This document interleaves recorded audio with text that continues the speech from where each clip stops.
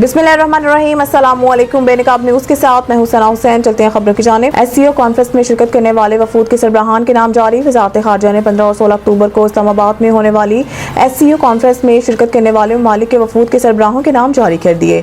वज़ारत ख़ारजा के मुताबिक चीनी वज़ीर आज़म ली चियांग एससीओ कॉन्फ्रेंस में अपने वफ्द की क़यादत करेंगे और भारतीय वज़ीर ख़ारजा सुब्रमण्यम जयशंकर भारतीय वफ्द की क़यादत करेंगे, जबकि ईरानी वफ्द की क़यादत ईरानी अव्वल नायब सदर मोहम्मद रज़ा आरिफ करेंगे। वज़ारत ख़ारजा के काम का बताना है कि बेलारूस के वज़ीर-ए-आज़म रोमान गोलुविचेंको अपने मुल्क की वफ्द की सरबराही करेंगे, जबकि काज़ाकिस्तान के वज़ीर-ए-आज़म ओल्जास बेकतनोव और किर्गिस्तान के चेयरमैन कैबिनेट ऑफ मिनिस्टर ज़ापारोव अपने अपने वफूद की क़यादत करेंगे।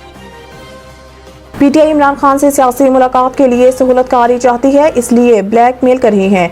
ख्वाजा आसिफ वज़ीर दफ़ा ख्वाजा आसिफ ने एक्स ट्विटर पर जारी बयान में लिखा है कि जब साबिक़ वज़ीर आज़म नवाज शरीफ कैद में थे तो इन्हें अपनी बीवी कुलसूम नवाज से फ़ोन पर बात करने की इजाज़त ना दी गई और वो इसी हालत में दुनिया से रुखसत हो गई। वज़ीर दफ़ा ख्वाजा आसिफ के ट्वीट के मुताबिक पाकिस्तान तहरीक इंसाफ ब्लैकमेल कर रही है कि बानी पीटीआई से सियासी मुलाकात के लिए सहूलतकारी चाहिए, वरना शंघाई तावन तंजीम कॉन्फ्रेंस को सबूत किया जाएगा। उन्होंने मज़ीद लिखा है कि बानी पीटीआई इमरान खान से मुलाकात के लिए औलाद को लंदन से बुलाया जा रहा हो तो फिर बात बनती है। ख्याल रहे कि शंघाई तावन तंजीम का सरबराही इजलास 15 और 16 अक्टूबर को इस्लामाबाद में होगा, जिसमें चीन, रूस और भारत समेत दीगर ममालिक के सरबराहान और नुमाइंदे शरीक होंगे। सिंध में खुरनाक केसेस डिप्थीरिया एंटी टॉक्सन के 500 वायल महकमा सेहत सिंध के हवाले। महकमा सेहत सिंध के मुताबिक anti toxin Sindh infections disease अस्पताल कराची के हवाले किया जा रहा है और महकमा सेहत अपने वसाइल से भी एंटी टॉक्सन खरीदने जा रहा है। महकमा सेहत के हुकाम का कहना है कि खुरनाक के केसेस में तशवीशनाक इजाफा वैक्सीनेशन की शरह इंतहाई कम होने के बायस है।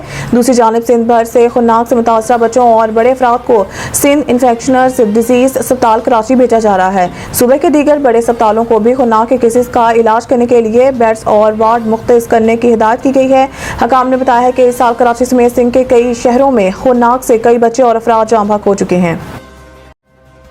वर्ल्ड कप को सियासत का आगाज और फैज़ इमरान के इनकलाब को सियासत का अरूज समझने वालों के लिए तारीख नागवार है।